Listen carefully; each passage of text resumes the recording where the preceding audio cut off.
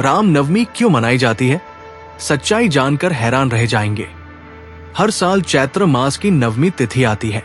घरों में दीपक जलते हैं, मंदिरों में घंटियां बजती हैं, हवा में अगरबत्ती की सुगंध घुल जाती है। लेकिन क्या आपने कभी रुककर सोचा, आखिर ये दिन क्यों मनाया जाता है? क्या सिर्फ इसलिए कि एक राजा का जन्म हुआ था? क्या सिर्फ इसलिए कि परंपरा चली आ रही है? या इसके पीछे कोई ऐसी सच्चाई है जो अगर आप जान ले तो आपकी आंखें भर आए, आपका दिल कांप उठे और आप समझ जाएं कि ये त्योहार सिर्फ जन्मदिन नहीं, ये एक संकल्प है, एक वचन है, एक अनंत प्रेम की गाथा है। आज मैं आपको वो कहानी सुनाऊंगा जो शायद आपने पहले कभी इस तरह नहीं सुनी। एक ऐसी कहानी जो सतयुग से शुरू होती है, त्रेता में जन्म लेती है और आज भी हमारे दिलों में जिंदा है। तैयार हो जाइए, ये सिर्फ एक धार्मिक कथा नहीं है, ये आत्मा की पुकार है। नमस्कार प्यारे दर्शकों, मैं अर्जुन एक बार फिर आपका हार्दिक स्वागत करता हूं आपके अपने चैनल विद्या ज्ञान सागर में। दोस्तों, आज हम एक नई कहानी और एक नया वीडियो लेकर आपकी सेवा में उपस्थित हुए हैं। आज की कथा अत्यंत ज्ञानवर्धक और प्रेरणादायक है। कथा शुरू करने से पहले आपसे एक विनम्र निवेदन है। शास्त्रों में कहा गया है कि अधूरी छोड़ी गई कथा दुख और पाप का कारण बनती है, इसलिए इसे अंत तक अवश्य सुने। और अगर आप अपनी माँ से सच्चा प्रेम करते हैं तो इस वीडियो को लाइक करें, हमारे चैनल को सब्सक्राइब करें और कमेंट में माँ लिखकर अपना समर्थन दें। तो आइए बिना किसी विलंब के आरंभ करते हैं आज की प्रेरणादायक कथा। आज से हजारों साल पहले की बात है। धरती माँ थकी हुई थी, उनका बदन पाप के बोझ से झुका जा रहा था।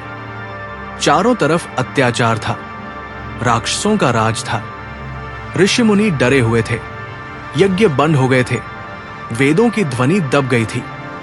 जो भी सत्य की राह पर चलने की कोशिश करता उसे कुचल दिया जाता। रावण, सोने की लंका का राजा, 10 सिरों वाला महाबली, उसकी शक्ति इतनी थी कि देवता तक उसके सामने कांपते थे। उसने ब्रह्मा जी से वरदान लिया था, किसी देवता, दानव, यक्ष या राक्षस से उसकी मृत्यु नहीं होगी। उसने सोचा था, मनुष्य क्या चीज होते हैं, मनुष्य से डर किसे? और यही उसकी सबसे बड़ी भूल थी। रावण सिर्फ अत्याचारी नहीं था, वो विद्वान था, महान शिव भक्त था, वेदों का ज्ञाता था।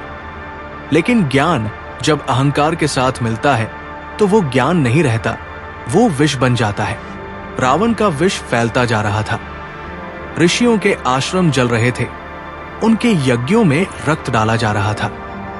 धरती माँ की आंखों से आंसू नहीं रुक रहे थे। एक दिन वे सभी देवताओं को साथ लेकर ब्रह्मा जी के पास गई। उन्होंने अपना दुखड़ा रोया। ब्रह्मा जी ने कहा, मेरे पास इसका उत्तर नहीं है, हमें क्षीर सागर जाना होगा, विष्णु के पास जाना होगा। और सारे देव क्षीर सागर की ओर चल पड़े।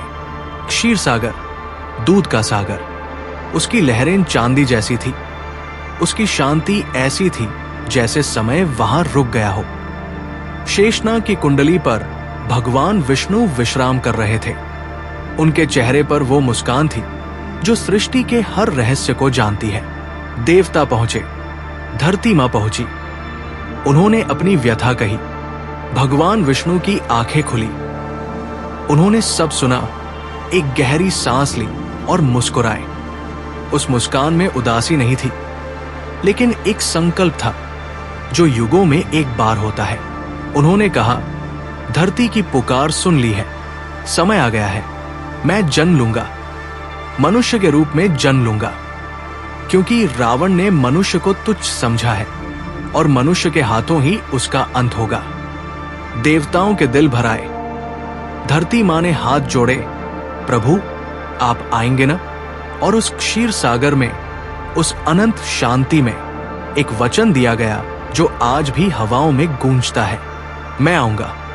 अयोध्या, सूर्यवंशियों की नगरी, रघुकुल की राजधानी, राजा दशरथ, 3 रानियां, कौशल्या, कैकेयी, सुमित्रा, सारे सुख थे, राजपाट था, यश था, वैभव था, लेकिन एक कमी थी जो उनके दिल में चाकू की तरह चुभती थी। संतान नहीं थी। राजा दशरथ के चेहरे पर हमेशा एक उदासी रहती थी। उन्होंने बड़े बड़े दान किए, ऋषि मुनियों की सेवा की, लेकिन वो पल नहीं आया जिसका वे इंतजार कर रहे थे। वो पल जब किसी बच्चे की किलकारी अयोध्या के महल में गूंजे। फिर एक दिन ऋषि वशिष्ठ ने कहा, महाराज, पुत्र कामेष्टि यज्ञ करना होगा। ऋषि श्रृंगी इसे संपन्न कराएंगे। यज्ञ हुआ, महान यज्ञ। अयोध्या में आग का धुआं आकाश तक पहुंचा, मंत्र गूंजे, हवन की आहुतियां दी गई। और तब एक चमत्कार हुआ। यज्ञ कुंड से एक दिव्य पुरुष प्रकट हुआ। उनके हाथ में सोने का पात्र था। उस पात्र में खीर थी। उन्होंने कहा, राजा दशरथ, ये खीर ग्रहण करें और अपनी रानियों को दे। आपकी मनोकामना पूर्ण होगी। दशरथ के हाथ कांप रहे थे, आंखों में आंसू थे। उन्होंने खीर ली, कौशल्या को आधी दी, कैकेयी को एक हिस्सा, बाकी सुमित्रा को। अयोध्या में वसंत आ गया। चैत्र मास, शुक्ल पक्ष, नवमी तिथि। रात का समय नहीं था, दोपहर थी। सूरज ठीक सिर के ऊपर था। नक्षत्र पुनर्वसु था। 5 ग्रह अपने उच्च स्थान पर थे। कर्क लग्न था। ज्योतिषियों ने कहा था, ऐसा योग हजारों साल में एक बार बनता है। और उसी पल कौशल्या माता के कक्ष में प्रकाश हुआ। वो प्रकाश दीपक का नहीं था, सूरज का भी नहीं था। वह एक ऐसा प्रकाश था जो किसी दिव्य आत्मा की उपस्थिति से आता है। और फिर एक किलकारी गूंजी। पूरी अयोध्या रुक गई, हवा रुक गई, पक्षी रुक गए, बाजार बंद हो गए, लोग बाहर निकल आए। महल के द्वार पर खड़े पहरेदार की आंखें भर आई। और दूर कहीं क्षीर सागर में शेषनाग ने एक लंबी सांस ली। भगवान विष्णु का वचन पूरा हुआ था। राम का जन्म हुआ था। कौशल्या माता ने जब पहली बार उस शिशु को देखा, वे चौंक गई। वो शिशु रो नहीं रहा था, वो शांत था।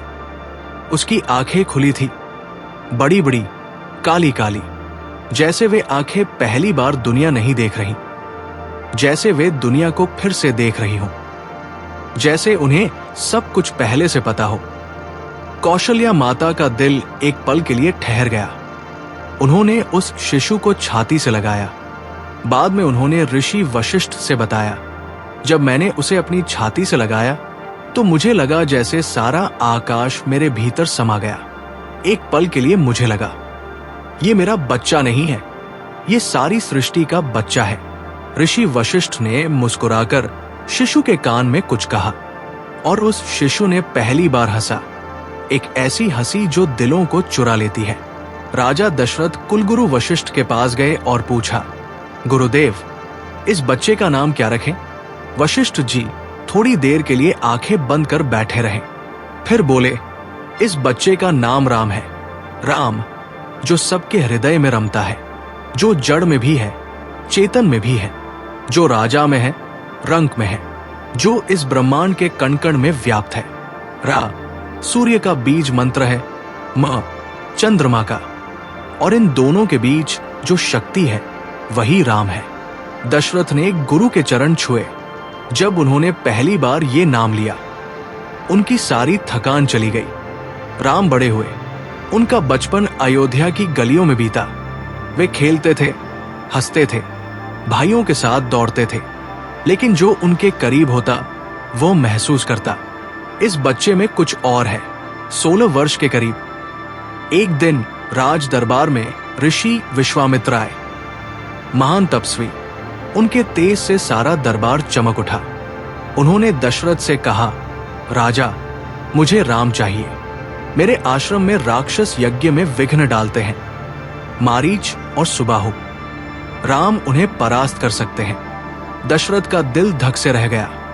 वे खड़े हुए, नहीं, राम नहीं जाएगा, वो अभी बच्चा है, मैं खुद जाऊंगा, अपनी पूरी सेना लेकर। विश्वामित्र मुस्कुराए, एक ऐसी मुस्कान जिसमें रहस्य था। दशरथ, तुम्हारी सेना के लिए ये काम नहीं है, ये काम केवल राम का है। एक लंबी चुप्पी छा गई। राम उठे, शांत, स्थिर। उन्होंने पिता की आंखों में देखा।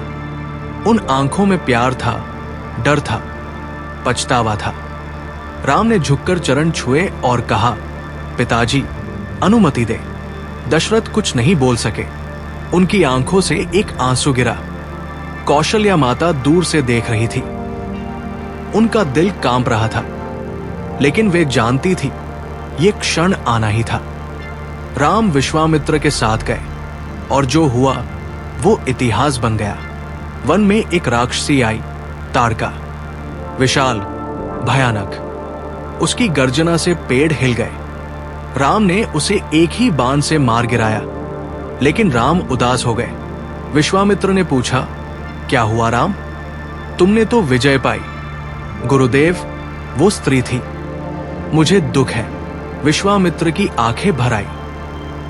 उन्होंने सोचा, यही अंतर है एक साधारण योद्धा और राम में। साधारण योद्धा जीत कर गर्व करता है, राम जीत कर पछताते हैं। रात को विश्वामित्र ने देखा, राम सो नहीं रहे थे। उन्होंने पूछा। राम बोले, गुरुदेव, आज हम जो लड़ाई लड़े उसमें कितने राक्षस मरे? उनके भी परिवार होंगे, बच्चे होंगे। विश्वामित्र ने राम का माथा चूमा। विश्वामित्र ने कहा, राम, जनकपुर चलना है। राजा जनक का यज्ञ है। जनकपुर फूलों से सजी नगरी, और जनक की बेटी सीता जो पृथ्वी से जन्मी थी। जनक ने एक दिन खेत जोतते समय एक कलश में उन्हें पाया था। जो भी उन्हें देखता मन में एक ही विचार आता, ये देवी है। राम जनकपुर पहुंचे और एक बगीचे में उनकी नजर सीता पर पड़ी। वो पल शब्दों में बयान करना संभव नहीं है। जैसे दो नदियां जो अलग अलग पहाड़ों से उतरी थी और अनंत काल से एक दूसरे को ढूंढ रही थी, आज उनका मिलन हुआ। राम की आंखें सीता पर टिक गई। सीता की नजर राम पर पड़ी। एक पल, बस एक पल, और दोनों जान गए। ये प्रेम नहीं था जो अभी जन्मा हो। ये प्रेम उतना ही पुराना था जितना आकाश। जनक के दरबार में एक शर्त थी, जो भी शिव के महान धनुष को उठाकर प्रत्यंचा चढ़ाएगा, उसी से सीता का विवाह होगा। वो धनुष हजारों साल से कोई नहीं हिला पाया था। कई राजाओं ने कोशिश की, बड़े बड़े वीरों ने प्रयास किया, सब हार गए। रावण भी आया था एक बार, वो उठा नहीं सका। विश्वामित्र ने कहा, राम। राम खड़े हुए। सारा दरबार सांस रोककर बैठ गया। राम धनुष के पास गए, उसे देखा, एक पल के लिए आंखें बंद की। शायद वे किसी को याद कर रहे थे। फिर उन्होंने धनुष उठाया, आसानी से, जैसे वह धनुष तिनके की तरह हल्का हो। सारा दरबार चौंक गया। जनक खड़े हो गए। राम ने धनुष पर प्रत्यंचा चढ़ाई और वो धनुष टूट गया। एक भयंकर आवाज हुई, जैसे आकाश फट गया हो। सीता की आंखें राम पर टिकी थी। उनके होठों पर एक मुस्कान थी जो वे छुपा नहीं पा रही थी। जनक की आंखों से आंसू बह रहे थे। उन्होंने सीता का हाथ राम के हाथ में दे दिया। राम और सीता का विवाह हुआ। जनकपुर में फूलों की वर्षा हुई। देवताओं ने आकाश से पुष्प वृष्टि की, और धरती मां, जिनके लिए ये सब शुरू हुआ था, मुस्कुरा रही थी। अयोध्या लौटे, पूरी नगरी दीपों से सजी थी। दशरथ ने जब सीता को देखा तो उन्होंने उसे गले लगा लिया। बेटी, तुम आ गई, ये घर तुम्हारा है। खुशी कभी हमेशा नहीं रहती। राजा दशरथ बूढ़े हो रहे थे। उन्होंने फैसला किया, राम को राजा बनाने का समय आ गया। पूरी अयोध्या जश्न में डूब गई। लेकिन एक कमरे में अंधेरा था। मंथरा, कैकी की दासी, कुबड़ी, चालाक, घमंड से भरी। उसे डर था, अगर राम राजा बने तो भरत का क्या होगा। वो कैकेयी के पास गई और उसके कान में जहर भर दिया। कैकेयी, जो दशरथ की सबसे प्रिय रानी थी, जिसने एक बार युद्ध में दशरथ की जान बचाई थी, जिसके लिए दशरथ ने कहा था, मांग लो जो मांगना हो। रात के अंधेरे में कैकेयी को भवन चली गई। दशरथ घबराए। वे कैकेयी के पास गए। क्या हुआ? क्यों रो रही हो? कैकेयी ने जवाब दिया, 2 मांगे। पहली, भरत को राजा बनाओ। दूसरी, राम को 14 साल के वनवास पर भेजो। दशरथ का दिल रुक गया। वे गिर पड़े, रोने लगे, कैकेयी से मिन्नत की, लेकिन कैकेयी पत्थर बन गई थी। सुबह हुई। राम पिता के पास आए। उन्होंने जो भी हुआ था सुना। एक लंबी चुप्पी। फिर राम ने कहा, पिताजी, आपने जो वचन दिया था वो पूरा होना चाहिए। पिता का वचन रघुकुल की परंपरा है। रघुकुल रीति सदा चली आई, प्राण जाई पर वचन न जाई। ये सुनकर दशरथ बेहोश हो गए। कौशल्या माता दौड़ी आई। उन्होंने राम को रोकना चाहा। राम, तुम नहीं जाओगे, मैं तुम्हें नहीं जाने दूंगी। राम ने माता के चरण छुए। उनकी आंखों में आंसू थे, लेकिन चेहरे पर शांति थी।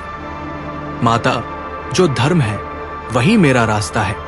कौशल्या माता बैठ गई। उनका रोना रुक नहीं रहा था। सीता आई। उन्होंने सुना और बिना एक पल सोचे कहा, राम, मैं भी चलूंगी। राम ने मना करने की कोशिश की।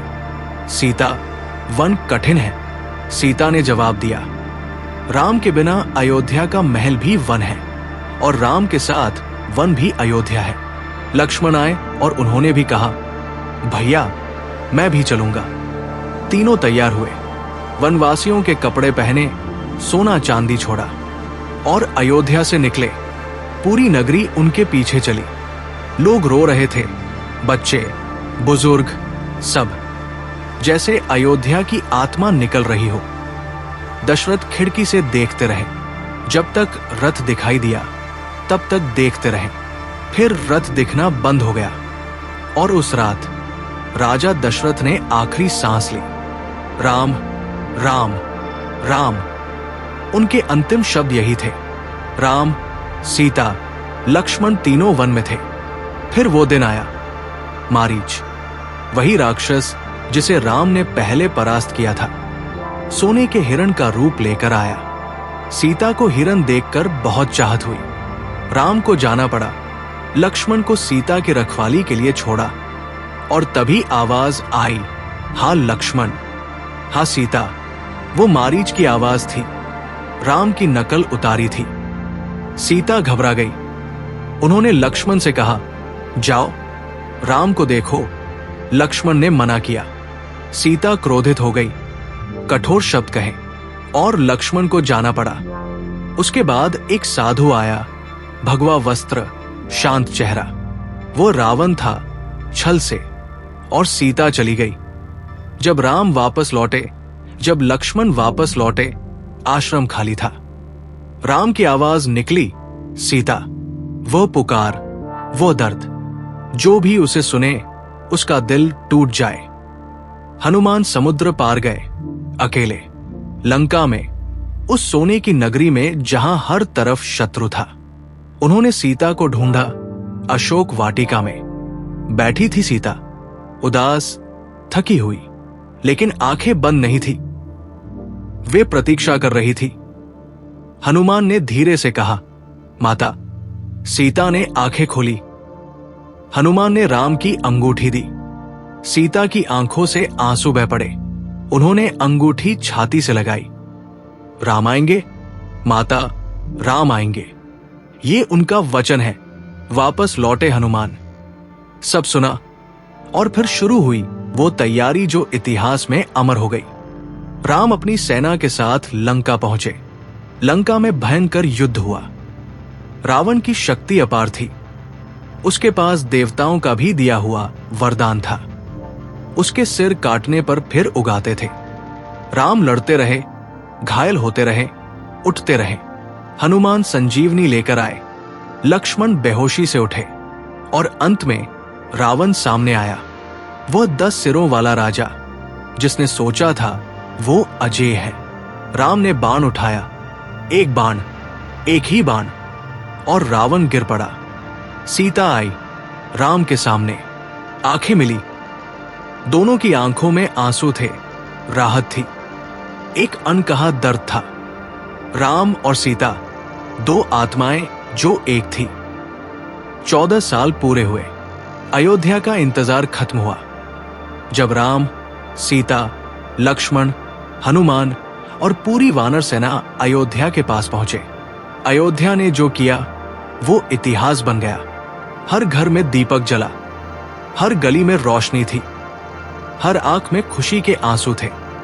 और उस रात जो दीपक जले वे आज भी जलते हैं। वो था दीपावली। लेकिन उससे पहले वो जन्म जिसके बिना ये सब संभव नहीं था। चैत्र मास, नवमी तिथि, राम नवमी। तो राम नवमी इसलिए मनाई जाती है क्योंकि उस दिन मर्यादा पुरुषोत्तम रामचंद्र जी का जन्म हुआ था। तो इस राम नवमी पर जब आप मंदिर जाएं, जब आप दीपक जलाएं, जब आप जय श्री राम कहें,